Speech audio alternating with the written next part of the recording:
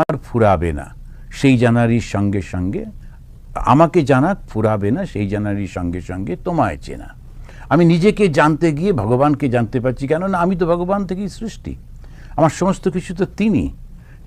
এই যে সমস্ত পথ, এই যে এত শাস্ত্র আলোচনা, এত ধ্যান, জপ, পুজো, তীর্থযাত্রা, দান, তারপর উপবাস, এত কিছু কেন? ওইটাতে ফিরে যাওয়ার জন্য।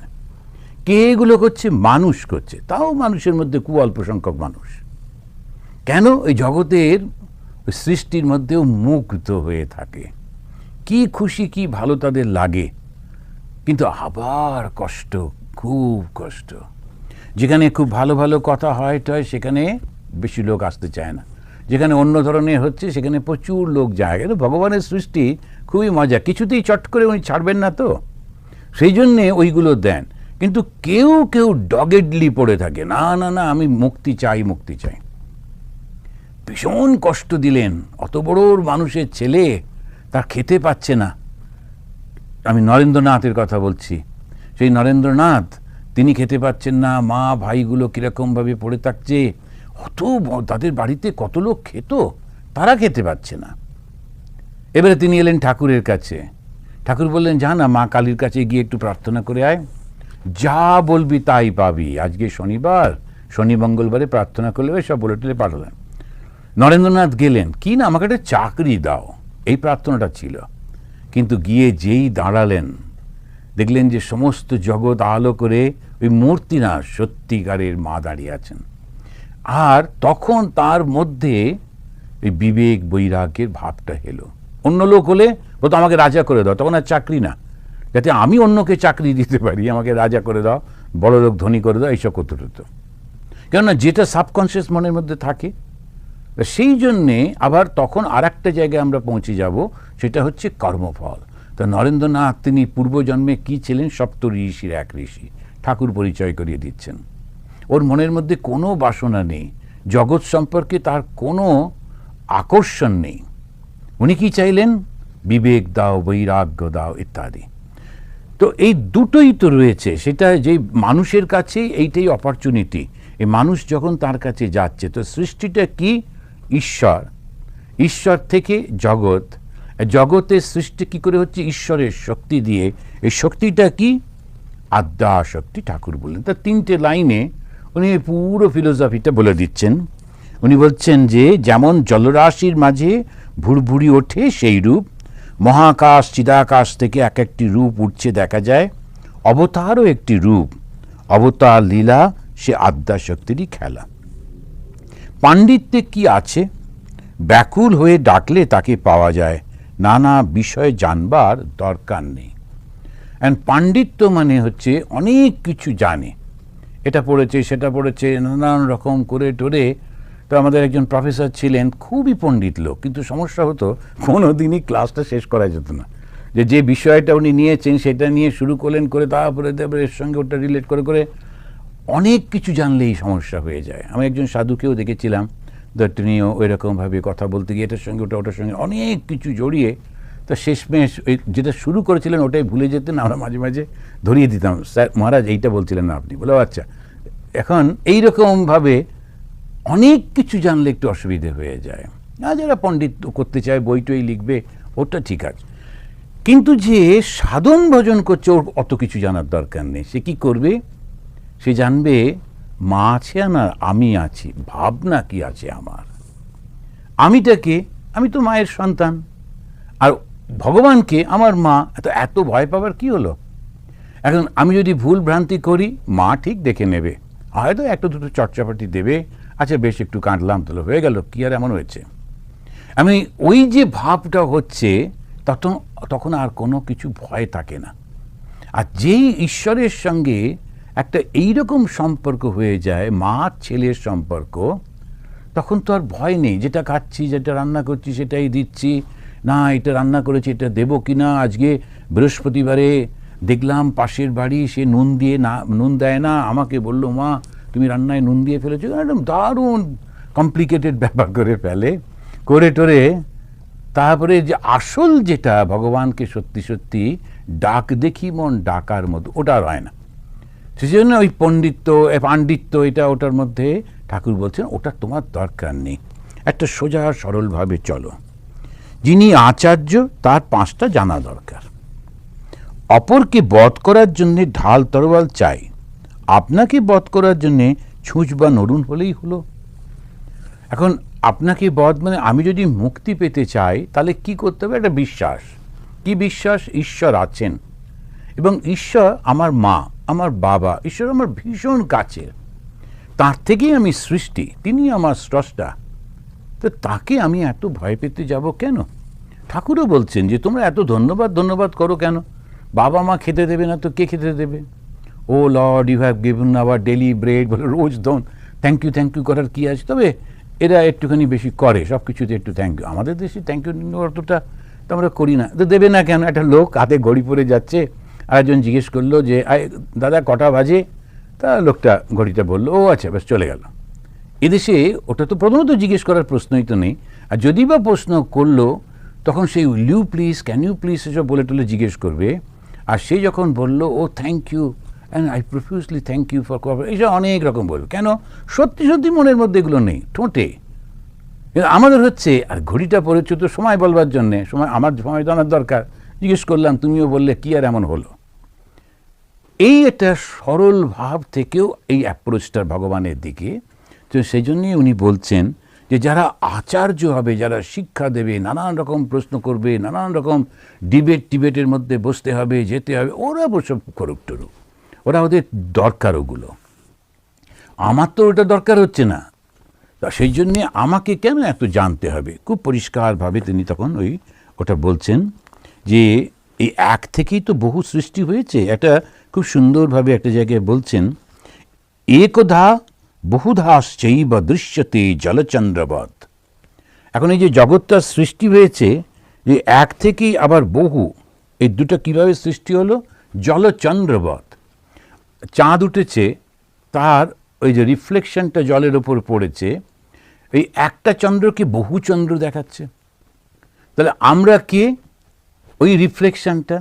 চাঁদ হচ্ছেন সেই ঈশ্বর, এবং তার থেকে অনেক দেখাচ্ছে। কার উপরে? ওই জলের উপরে দেখাচ্ছে। তো জলের এক একটা বিন্দুতে, এক একটা সর্বত্র ছোট্ট ঢেউ, ওগুলো যেন অনেক চাঁদ। আসল চাঁদটা তো ওইটাই। সেই জন্যে যখন এই জগতের এই সৃষ্টিটা ভেঙে যায়, তখন এত ভেঙে পড়ার কোনো কিছু নেই, যেন একদম শেষ হয়ে গেল এরকম কিছু ভাবার কারণ নেই। ওই যে প্রচণ্ড একটা ইমোশন, সেটার থেকে নিজেকে একটু সরিয়ে রেখে যদি চলি, তখন দেখা যাবে না এতটা কষ্ট পাওয়ার মতো, মাথা খারাপ করবার মতো কিছু নেই। মনটা তখন শান্ত হয়, একাগ্র হয়, একদিকে চলে। তো জায়গায় প্রতিবিম্ব হচ্ছে। মায়া মাত্রমিমাম দ্বৈতম অদ্বৈতম পরমার্থতঃ। আবার মান্ডুক্য কারিকাতে খুব পরিষ্কার করে বলছেন যে মায়া মাত্রম ইবম দ্বৈতম, এই যে দ্বৈতটা দেখছো, দ্বৈ মানে দুটো, তো সেটা কীরকম? অদ্বৈতম পরমার্থতঃ। আসলে পরমার্থতা, সত্যি এটা এক, এটা দুই নেই। ঠাকুরের সেই দেখবেন, আবার এই কথামৃতের মধ্যেই আসবে, ঠাকুর এক জায়গায় বলছেন যে একজন এসে রাজাকে বলছে, দুটো আঙুল দেখালো, রাজা এটা কটা? রাজা বলল 2। তারপরে বো করে হাতটা ঘোরাচ্ছে। খানিকক্ষণ পরে জিজ্ঞেস করছে এটা কটা? ওই দুটো আঙুল তখন এক মনে হচ্ছে, খুব জোরে যদি ঘোরাতে পারা যায়, 2 তখন এক মনে হচ্ছে। তো কিসের জন্যে 2? আসলে তো ওটা এক, কিন্তু ওই মায়ার কারণে, মায়া মাত্রম ইদম, মায়ার কারণে এই তাকে দ্বৈত মনে হচ্ছে। এই যে জগৎটা দুটো করে মনে হচ্ছে, যে ঈশ্বর আলাদা, আমি আলাদা, ও আলাদা, এ আলাদা, এই যে এত সমস্ত মনে হচ্ছে। দ্বৈত মানে বহু, দ্বৈত মানে একের থেকে বেশি। তো সেই জন্যে তখন ওখানে ওই মান্ডুক্য কারিকায় পরিষ্কার করে এটা বলে দিচ্ছেন। তা শ্বেতশ্বতর উপনিষদেও বলছেন, একদেব সর্বভূতেষু গূঢ়ঃ। একজনই তিনি, সবার মধ্যে তিনি রয়েছেন। ওই একের দিকেই আমাদেরকে টেনে নিয়ে যাচ্ছে, এক ছাড়া গতি নেই। তো ঠাকুর এইটা বলবার পর তিনি বলছেন, আমি কে এইটি খুঁজতে গেলে তাকেই পাওয়া যায়। আমি যখন নিজেকে খুঁজছি, এই খুঁজতে গেলে ভগবানকেই পাচ্ছে। আমি কে? তাহলে এগুলো সব এই যে বিচারের কথাগুলো বলে উনি শুধু একটা হিন্টস দিয়ে দিচ্ছেন। তা সেখানে বলতে গিয়ে বলছেন তাকেই পাওয়া যায়। তো আমাদের যে ধর্মটা, যে সনাতন ধর্ম বা হিন্দু ধর্ম, এখানে তো কেউ স্রষ্টা নেই।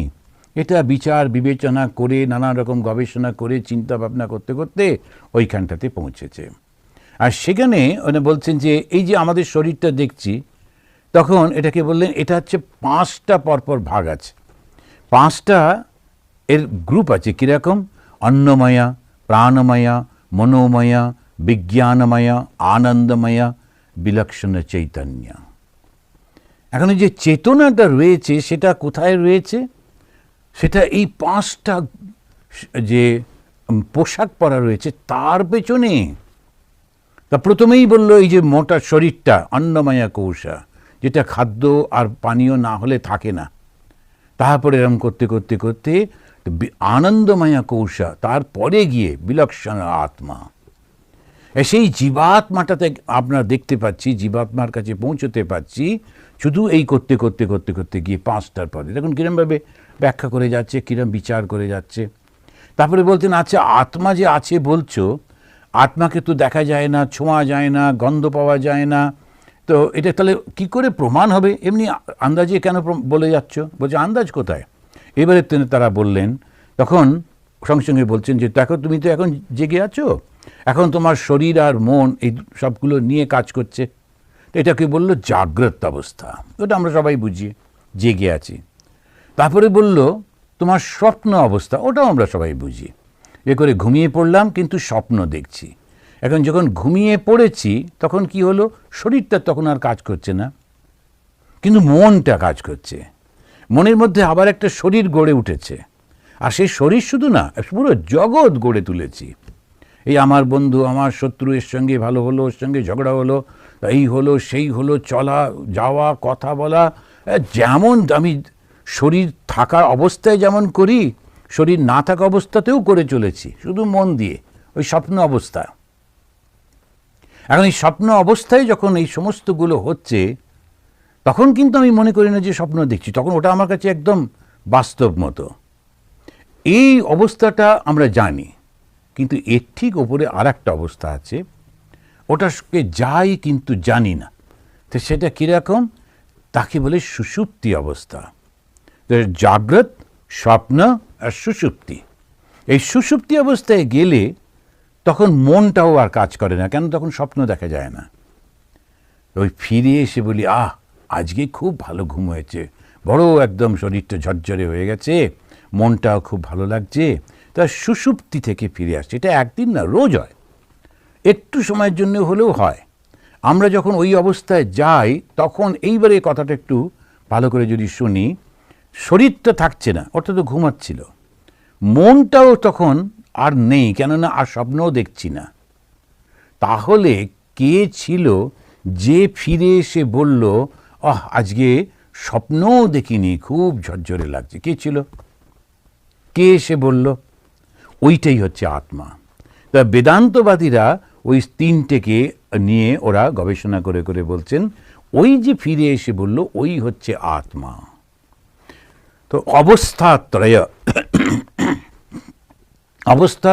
বিচার, তো 3টে যে অবস্থা তার উপরে গিয়ে ওই বিচার করছে, অবস্থাত্রয় বিচার। তা এই যে অবস্থাত্রয় বিচার করে ওরা আত্মার কথা বললেন, ঠাকুর বলছেন ওইটা হচ্ছে আমি। তার মানে দেহটা না থাকলেও চলে, মনটা না থাকলেও চলে, কিন্তু ওই যেটা আছি, যেটা না থাকলে কিন্তু আর চলবে না, ওটাই হচ্ছে সে আমাদের চৈতন্য। আমি কে এইটি খুঁজতে গেলে তাকেই পাওয়া যায়, ওই চৈতন্যকে পাওয়া গেল। আমি কি মাংস না হাড় না রক্ত না মজ্জা না মন না বুদ্ধি? শেষে বিচারে দেখা যায় আমি তো সব কিছুই নই। নেতি নেতি আত্মাকে ধরবার ছোঁবার জো নেই, তিনি নির্গুণ নিরুপাধি। এখন ওই যে আমরা আত্মাকে দেখলাম, তাকে ধরবার ছোঁবার জো নেই, অর্থাৎ সম্ভব নয়। কেন? নির্গুণ। নির্গুণ মানে 3টে গুণ নেই, সত্য রজ তম। এই 2-1টা শব্দ আমাদের মনে রাখতে হবে। হিন্দু ধর্ম আলোচনা করতে গেলে, হিন্দু ধর্মের যে কোনো শাস্ত্র পড়তে গেলে এই কয়েকটাগুলো কথা আমাদের জানতে হবে। এটা হচ্ছে গুণ নেই। তা নির্গুণ মানে কি? যার সত্য রজ তম নেই। ওই ওর গুণ নেই মানে নাচতে পারে না, ওই নাচের গুণ নেই, বা গান করতে পারে না, ছবি আঁকতে পারে না, বা বক্তৃতা করতে পারে না, ওই সব গুণের কথা বলছে না এখানে। সত্য রজ তম, এই তিনটে গুণের কথা বলা হচ্ছে। তো এই সত্য রজ তম, ভালো আর মন্দ, ভালো মন্দের মিক্সড, এটা মনে করেই হবে। তা সত্য খুব ভালো, তম একেবারে খারাপ, আর দুটোর মিক্সচার রজ। তো সত্য রজ তম এই তিনটে গুণ কিন্তু নেই। নিরুপাধি, তার কোনো উপাধি নেই। উপাধি মানে কি? আমি পুরুষ, আমি নারী, আমি শিক্ষিত, আমি অশিক্ষিত, আমার শরীর আছে, আমার এই সমস্ত কোনো কিছু নেই, কোনো উপাধিই নেই। এগুলো সমস্ত উপাধির উপরে ওই নানান রকমের চাপিয়ে যাচ্ছে। তো এইটাকে তিনি একটুখানি ধারণা দিলেন। আজকে সকালবেলায় যেমন আমরা যোগ বশিষ্ঠ পড়ছিলাম, সেখানে ওই বশিষ্ঠ ঋষি তিনি তাঁর শিষ্য রামকে এই আত্মা সম্পর্কেই বোঝাবার চেষ্টা করছেন।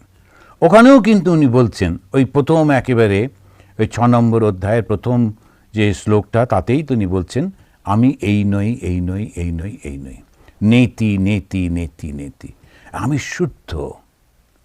শুদ্ধ মানে জগতের কোনো কিছুর সঙ্গে আমার সম্পর্ক নেই। শুদ্ধতা আর অশুদ্ধতা কি করে বুঝবো? শুদ্ধতা মানে যে আমি নোংরা মারাইনি, আমি এরকম ওরকম না। ওই শুদ্ধতা হচ্ছে একদম সাধারণ শারীরিক ব্যাপার। কিন্তু এই শুদ্ধতা মানে হচ্ছে জগতের কোনো কিছুর সঙ্গে আমার সম্পর্ক নেই, ওইটাই শুদ্ধ। আমার মধ্যে কোনো অহংকারই নেই। যার অহংকার নেই সে সম্পূর্ণ শুদ্ধ।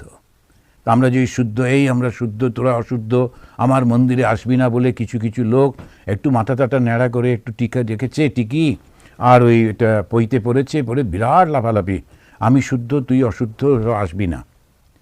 ওই লোকটা শরীরের মধ্যে সমস্ত অশুদ্ধতা রয়েছে, তো ও আবার কোথায় শুদ্ধ হলো? তো অহংকারই হচ্ছে অশুদ্ধ। যতক্ষণ অহংকার রয়েছে, তার মানে আমি রয়েছি, আমি মানে বাসনা রয়েছে, এটা নেবো, সেটা খাবো, ওই জগতের এই চাই, নাম চাই, যশ চাই, সমস্ত কিছু রয়েছে, তুমি কোথায় শুদ্ধ হলে? তো এই যে যখন বলা হচ্ছে আধ্যাত্মিক জগতে শুদ্ধ আর অশুদ্ধ, তো অশুদ্ধ হচ্ছে অহংকার, আর এই অহংকারটার সঙ্গে সংযুক্ত হয়ে যাচ্ছে জগতের নানান রকম চাওয়া, সেই জন্যই হচ্ছে অশুদ্ধ। আর শুদ্ধকে যখন অহংকার নেই, যখন শুধু ঈশ্বর রয়েছেন, যখন শুধু আনন্দ রয়েছে, তো এইগুলো একটু বুঝতে পারলেই হিন্দু ধর্মটাকে বুঝতে খুব সুবিধে হয়ে যায়। আমরা এইটাকেই তিনি বলছেন, তিনি নির্গুণ নিরুপাধি, ওই জন্য তাকে অত সহজে ধরতে পারা যায় না। এখানে মৃত্যুর পর আবার জন্মাবো, কারণ কর্মবীজ রয়েছে, একটা জায়গায় বলছেন জীব ব্রহ্ম এক হয়ে যায়, কলসির জল পুকুরের জল এক হয়ে যায় ইত্যাদি। এগুলো আমি একটু নোট করে করে রেখেছিলাম, যে এটা বোঝাবার জন্যে যে কেমন করে আমরা যখন এই যে এসছি তো ওই ব্রহ্ম থেকেই, তা কি করে তখন ঠাকুর বলছেন এই যে অহংকারটা আমাদের কি করে একটু আলাদা করে রাখে, সব কিছুই তো ব্রহ্ম, তো তার সঙ্গে কি করে আমি আলাদা হলাম? তখন উনি বলছেন, এই দেখো নি কলসিটা জলের মধ্যেই ডোবানো রয়েছে, তো কলসির ভেতরে জল রয়েছে, কলসির বাইরে চতুর্দিকে জল, কিন্তু তবু কলসির একটা আকার ওই ভেতরের জল আর বাইরের জলটাকে একটু আলাদা করে রেখেছে, ওইটা অহংকার। অহংকারটার এত সুন্দর উদাহরণ আর কোথাও পাওয়া যাবে না। ওই যে কলসিটার যে আকারটা, ওর ভেতরে জল, বাকি সেই জলই বাইরে রয়েছে, কিন্তু তবু যেন একটা সেপারেট করে রেখে দিয়েছে, ওইটি হচ্ছে অহংকার। তা ওই অহংকারটার জন্যে আমরা ঈশ্বর থেকে আলাদা হয়ে যাই। ঈশ্বর লাভ কি করে করব? যেই মুহূর্তে অহংকারটা সরে যাবে, অহংকারটা সরে গেলেই তখন ঈশ্বর লাভ হয়। তখন এখানে বলছেন, কিন্তু ভক্তিমতে তিনি সগুণ। ঠাকুর এই কথাগুলো বললেন, বলার পরই এবারে মারোয়াড়ি ভক্তদের বলছেন, ভক্তিমতে তিনি সগুণ, চিন্ময় শ্যাম, চিন্ময় ধাম, সব চিন্ময়। মারোয়াড়ি ভক্তরা প্রণাম করিয়া বিদায় গ্রহণ করিলেন। তখন এই যে আমরা এরকমভাবে ঠাকুর এইটা মিলিয়ে মিলিয়ে বলছেন, যে একবার উনি বলছেন যে জ্ঞানের কথা, তারপরেই বলছেন ভক্তির কথা। তো আমরা যখন দেখি সেই প্রায় শঙ্করাচার্য এলেন, তো শঙ্করাচার্যের আগে তখন সে বুদ্ধিজম এসে তারা সমস্ত হিন্দুইজমটাকে সরিয়ে দিয়েছেন। রাজারা সাপোর্ট করেছিলেন, তো তাই খুব তাড়াতাড়ি বুদ্ধিজম ছড়িয়ে পড়লো। তা রাজারা সাপোর্ট করলে তাড়াতাড়ি ছড়িয়ে পড়ে বটে, কিন্তু কনফিউশনের চূড়ান্ত, কারণ রাজারা তো ওইসব নিয়ে মাথা কামায় না। রাজাদের হচ্ছে রাজনীতি হচ্ছে গ্র্যাব করতে হবে, সবটা আমার চাই, সব আমার চাই, সব জায়গাটা আমার চাই, এই যত লোক আছে সবাইকে এইটা দিয়ে দাও, এরকম করতে থাকেন। তার ফল কি হয়? আচ্ছা, অন্য কিছু যাই হোক হলো, কিন্তু ধর্মটা তো একটা বোঝার ব্যাপার। ধর্মটা কতগুলো জিনিস পালন করতে হবে, বুঝে করলে তার একটা সুবিধা আছে। না বুঝে তাকে যদি জোর করে দেওয়া হয় তখন নানা রকম কনফিউশন হয়। তো সেটাতেই ওরা ওরকমভাবে বলছেন। শঙ্করাচার্যের আগে বুদ্ধ আসার পর সময় বুদ্ধদেব তখন সমস্ত হয়ে গেছেন, আর সব জায়গায় নানা রকম করছেন কোনটা আসলে হবে। অহিংসা পরম ধর্ম, কিন্তু কে অহিংস হবে? যে যুদ্ধ করতে যখন অন্য শত্রু আসছে তখন কি আমাদের সৈন্যরা অহিংসা ধর্ম পালন করবে? তারা তখন কি করবে? চন্দন মেখে তারা ওখানে যুদ্ধক্ষেত্রে ধ্যানে বসবে না তরবাল তুলবে? নানান রকম উৎপাতের শুরু, এমনকি সবাই কনফিউজড। তখন শঙ্করাচার্য এলেন। শঙ্করাচার্য পরিষ্কার একেবারে বেদান্তটাকে দিলেন। উনি ওই জন্য আর কোনো তারপরে ওর সময়ও বেশি ছিল না, অল্প বয়সে সব করতে হয়েছিল। উনি একেবারে শুধু বেদান্তের কথা বলে গেলেন। তারপরে চৈতন্য মহাপ্রভু এলেন ঠাকুরের থেকে 400 বছর আগে, 400-450 বছর আগে। এসে তিনি আবার, যদিও তিনি বেদান্তবাদী সন্ন্যাসী, তিনি ভক্তির কথা বললেন, কেননা তখন মানুষের সময় নেই। তখন ইসলাম ধর্ম এসেছে, তারা সব রাজত্ব করছে, নানান রকম চলছে, আবার সমাজে টালমাটাল, এই ধর্মটা কি করব, কিভাবে করব, এখন কে ধ্যান করতে যাবে, কে বা বিচার করবে, নানান সমাজে যখন নানান অসুবিধা হয় তখন কী করবে? চৈতন্য মহাপ্রভু বলেন, শুধু কীর্তন করো, শুধু হরিনাম করো, তাহলেই হবে, হরে কৃষ্ণ হরে কৃষ্ণ। এবারে ভগবান শ্রীরামকৃষ্ণ এলেন। সেই সময় সমাজটা বেশ সুপ্রতিষ্ঠিত, কেননা ব্রিটিশরা রাজত্ব করছে, সেখানে চতুর্দিকে নানা রকম সুন্দর শাসন চলছে, কিন্তু মানুষের মনের মধ্যে অবিশ্বাস প্রবলভাবে এসে গেছে। তো সেই জন্যে কোনটা ঠিক ধর্ম কেউ বুঝে উঠতে পারছে না। ওই জন্য যদি মূর্তিতে পুজো হয় তাহলে দারুণ সমস্যা হবে, কেননা এত বড় সর্বব্যাপী ভগবান মূর্তির মধ্যে ঢুকবেন কি করে, এটা নিয়ে তুমুল আলোচনা। তো সেই জন্যে তখন দেখা গেল এক একটা সমাজ তৈরি হচ্ছে, এক একটা জায়গা কিছু লোক মিলে তারা একটা করছে যে না আমরা এসব করব না। তখন একদল লোক তারা উত্তর ভারতের দিকে তারা বললেন শুধু আমরা যাগযজ্ঞ করব, অন্য কোনো বিচারের দিকে যাব না। আর একদল লোক তারা বললেন না আমরা খানিকটা ওই সব কিছু মিলিয়ে করব। তো প্রার্থনা সমাজ, আর্য সমাজ, ব্রাহ্ম সমাজ, এইসব এক একটা সমাজ মোটামুটি একই সময় চতুর্দিকে তৈরি হয়ে গেল। আমাদের দিকটা বাংলাদেশের দিকে তখন খুব ব্রাহ্ম সমাজ হলো, শিক্ষিত লোক মানেই ব্রাহ্ম হতে হবে, আর ওই যারা সব পুজো টুজো করে ওরাগুলো অশিক্ষিত, এইরকম সব হয়ে গেল। এইরকম একটা অবস্থার মধ্যে ভগবান শ্রীরামকৃষ্ণ খুব স্থির ধীর পদক্ষেপে, কোনো হইচই না, কোনো বক্তৃতা না, কোনো সমাজ সৃষ্টি না, পুরনো হিন্দু ধর্ম যার উপরে হিন্দুদেরই বিশ্বাস চলে যাচ্ছিল সেইখানটা থেকে তিনি আবার বিশ্বাস ফিরিয়ে আনছেন। আর এই শঙ্করাচার্যের মতো শুধু অদ্বৈত না, কিংবা অন্যান্যদের মতো শুধু দ্বৈত না, তিনি দ্বৈত, অদ্বৈত, বিশিষ্টাদ্বৈত নিয়ে সবকে বললেন। তবে তাঁর সে অনবদ্য ভাষা, সব শেয়ালের এক রা। আমেরিকার শেয়াল কি আর ইংরেজিতে ডাকবে? ও যেমন সেই বা আমাদের ওখানে ওই বাংলাদেশে যেমন শেয়াল ডাকে, আমেরিকার শেয়ালও সেই ডাকবে। তো সব শেয়ালের এক রা বলে উনি বলে দিলেন।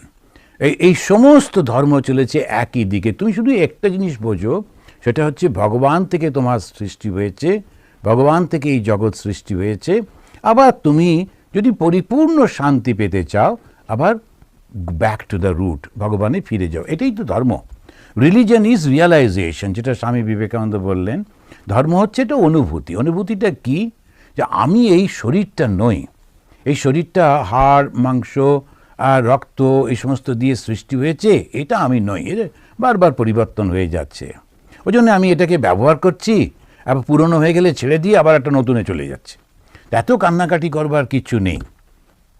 তা আমি একজন খুব একদম দুঃখ করে বলছেন, মহারাজ আমার ঠাকুমা মারা গেলেন। তাই আমি বললাম কত বয়স হয়েছিল? তখন একটু হেজিটেট করে বললেন তা হয়েছিল একটু 103, যে আরও 10 বছর 15 বছর বাঁচলেও কি খুব সুবিধে হতো? ঠিকই তো আছে। এখন ওরকমভাবে বলিনি, মনে মনে ভাবলাম।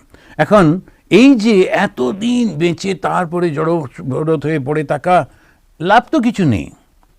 যতক্ষণ বুদ্ধিটা আছে, যতক্ষণ বিচার আছে, যতক্ষণ, ওইটা ঠিক আছে। আরে এই পচা শরীর নিয়ে করবোটা কি? শুধু মধু এটাকে রেখে কোনো লাভ নেই।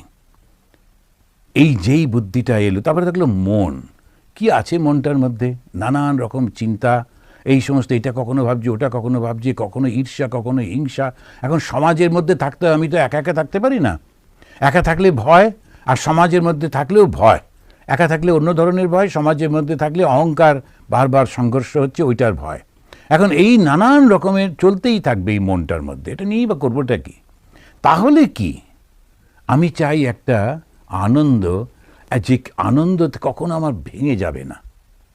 সেই আনন্দটা যে সোর্স, ওই হচ্ছে আমার স্রষ্টা। আনন্দেব খলু ইমানি ভূতানি জায়ন্তে। আনন্দ থেকে এই সমস্ত কিছু সৃষ্টি, ওই হচ্ছে স্রষ্টা। আমাকে আনন্দে ফিরে যেতে হবে। কিভাবে যাব? তখন ওই ঠাকুর বললেন, তুমি নির্গুণ নিরুপাধি এরকমভাবে দেখতে পারো, কিংবা আবার সগুণ, তার মধ্যে যেতে পারো। তিনি সগুণ, সেই অর্থাৎ দ্বৈত, অদ্বৈত নিয়ে করতে পারা যায়। অদ্বৈত পথেও যাওয়া যায়, দ্বৈত পথেও যাওয়া যায়। রামকৃষ্ণ মিশনে স্বামী বিবেকানন্দ এসে ওই 4টে পথই এক করে দিলেন, দিয়ে বললেন যোগা সমন্বয়। এতে তো যোগা, ঈশ্বরের সঙ্গে যুক্ত হওয়া। তো জ্ঞান আছে, ভক্তি আছে, কর্ম আছে, ধ্যানও আছে। তো 4টে যোগকে এক করে দিয়ে অসাধারণ একটা পথের সৃষ্টি করলেন শ্রীরামকৃষ্ণ বিবেকানন্দ, মা শারদা। সেটা হলো যোগ সমন্বয়। রামকৃষ্ণ মিশনের সিম্বলটা যারা আপনারা জানেন, তো ওখানে একটা বিরাট বড় সাপ দিয়ে ঘেরা, ওটা হচ্ছে যোগের চিহ্ন। যখন সে ঢেউ উঠছে, ভেতরে যে ছবিটা আছে ওয়েভি ওয়াটার, ওটা হচ্ছে কর্মের চিহ্ন। কর্ম কখনো থামে না, চলতেই থাকে। মাঝখানে তো এখন দেখবেন সুন্দর পদ্মফুল, ওটা ভক্তির চিহ্ন। একটা সূর্য উঠছে, ওটা জ্ঞানের চিহ্ন। যখনই জ্ঞান হয়, অজ্ঞান দূর হয়ে যায়। এই 4টে যখন একসঙ্গে হলো, তখন এই পরমাত্মা দেখা হলো। আমি দেহ নই, আমি মন নই, আমার এত অহংকার করার কিছু নেই, এই আমি বিচার করছি, তখন জ্ঞান।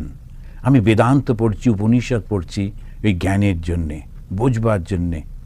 আবার সঙ্গে সঙ্গে আমার ভেতরে সেই ইমোশন, ঠাকুর একের পর এক চলে যাচ্ছে দিন, কত বয়স হয়ে যাচ্ছে, আর আমার পরিচিত সব কেমন সব চলে চলে যাচ্ছে, খবর পাচ্ছি এ মারা গেছে, ও মারা গেছে। একদিন আমারও তো দিন এসে যাবে, তাহলে আমি কবে তোমাকে পাবো? খুব একলা একলা ঠাকুরকে ডাকছি, একবার দেখা দাও, একবার দেখা দাও। ভক্তি। এই ঈশ্বরের জন্যে কর্ম করছি, যে ভগবান এখানে থাকবেন, একটু পরিষ্কার করে রাখি, তারপরে এই লোকেরা এসছে, একটু সুন্দর করে কথা বলি। তা এই নানান রকমের কর্ম করছি। কেউ কেউ আসছে, ভেঙে পড়েছে, তাদেরকে একটু উৎসাহ দেওয়া, কর্ম করছি ভগবানের জন্যে, ভগবানের নামে। আবার সঙ্গে সঙ্গে মাঝে মাঝে নিজেকে জানবার জন্যে সব ইন্দ্রিয়গুলোকে সংযত করে ধ্যান করছি। আর গুরুদেব শিখিয়ে দিয়েছেন, অন্তরের মধ্যে সেই চৈতন্যকে দর্শন করার চেষ্টা করো, জ্ঞানকে পাওয়ার চেষ্টা করো। একটা মূর্তি দিয়েছেন, ওই মূর্তিটিকে দেখার চেষ্টা করো। ধ্যান করছি। তা জ্ঞান, ধ্যান, ভক্তি আর কর্ম, এই 4টে একসঙ্গে হচ্ছে, আর অসাধারণ ডেভেলপমেন্ট এটার মধ্যে দিয়ে হয়। তো সেটাই এবারে ভগবান শ্রীরামকৃষ্ণ এবং মা শারদামণি দেবী এবং স্বামীজি এসে এইটা বর্তমান যুগের জন্য করলেন। এবারে মাস্টারমশাই লিখছেন, সন্ধ্যা হইল, ঠাকুর গঙ্গা দর্শন করিতেছেন। এই গঙ্গা দর্শনটা, এটা একটা অদ্ভুত, যে আমরা দেখছি এটা নদী তো, কিন্তু আর নদী হিসেবে দেখছি না। নদী তো সবই একই রকম, ওই টেম নদীও দেখেন, গঙ্গাও দেখেন, সবই একই রকম। তো সেই জন্যে এই ঠাকুর যখন গঙ্গা দর্শন করছেন, তখন কিন্তু ওই নদী দেখছেন না, ওই নদীর সঙ্গে যুক্ত কত কত সেই ভাবগুলো দেখছেন। যে গঙ্গা স্তোত্রে যখন আমরা পাঠ করি, কি অসাধারণভাবে সেখানেতে গঙ্গাকে ব্যাখ্যা করছেন। এই গঙ্গা আমাদের কত কি দিয়েছে, কত ঋষি মুনি ওই জলে স্নান করেছেন। এরকমভাবে ওই গঙ্গাকে দেখছেন পবিত্রতা স্বরূপ। তো সেটা দর্শন করছেন। ঘরে প্রদীপ জ্বালা হইল, শ্রী রামকৃষ্ণ জগন্মাতার নাম করিতেছেন। খাটটিতে উপবিষ্ট হইয়া তার চিন্তা করিতেছেন। যে যখন জগন্মাতার নাম করিতেছেন, যে যখন আমরা ভগবানের নাম করছি তখন মনটা শুদ্ধ হয়ে যাচ্ছে। তখন অনেক লোক দেখেছি যে কিরম গুনগুন করে ভগবানের সুন্দর নাম করতে থাকেন সন্ধেবেলায় আস্তে আস্তে করে। তখন অন্য আর কাজকর্ম না, মনটাকে গুটিয়ে তখন ওই ভগবানের চরণে দিচ্ছেন। আর ওই যে প্রদীপ জ্বালতো আগেকার দিনে, সেই ছোট্ট প্রদীপের মিটমিটে আলোয় যেন নিজের হৃদয়টা উদ্ভাসিত হয়ে উঠেছে। আর ওখানে দেখছি একটা পদ্ম ফুলের উপরে আমারই ইষ্ট দেবতা বসে আছেন। তখন এই তার মধ্যে ইষ্ট দেবতার কাছে গিয়ে তার সঙ্গে বসলাম, তাকে খেতে দিলাম, তার সঙ্গে গল্প করলাম, এই সমস্ত ধ্যানের মধ্যে ডুবে যাচ্ছে। তো ওই সুন্দরভাবে মনটাকে ওইভাবে নিয়ে যাওয়া। ঠাকুর বাড়িতে এইবার আরতি হইতেছে। যাহারা এখনও পোস্তার উপর ও পঞ্চবটির মধ্যে পদচারণা করিতেছিলেন তারা দূর হইতে আরতির মধুর ঘণ্টা নিনাদ শুনিতেছেন। জোয়ার আসিয়াছে, ভাগীরথী কুলকুলো শব্দ করিয়া উত্তর বাহিনী হইতেছেন। আরতির মধুর শব্দ কুলকুলো শব্দের সহিত মিশ্রিত হইয়া আরও মধুর হইয়াছে। এই মধুরের মধ্যে প্রেমোন্মত্ত ঠাকুর শ্রীরামকৃষ্ণ বসিয়া আছেন, সকলেই মধুর, হৃদয় মধুময়, মধু মধু মধু। তো ওম মধু, ওম মধু, ওম মধু। মধু মানে ব্লিস। আমরা মধু শব্দটার মধ্যে আমরা মনে করি সেই যে খুব মিষ্টি, তো সেইটা হচ্ছে এই মধু শব্দটা দিয়ে বলা হচ্ছে আনন্দ। এই আনন্দটাকে সেইভাবে ব্যক্ত করা হচ্ছে। কি অসাধারণভাবে মাস্টারমশাই যেন একটা তিনি চিত্রকার, ছবি এঁকে দিচ্ছেন।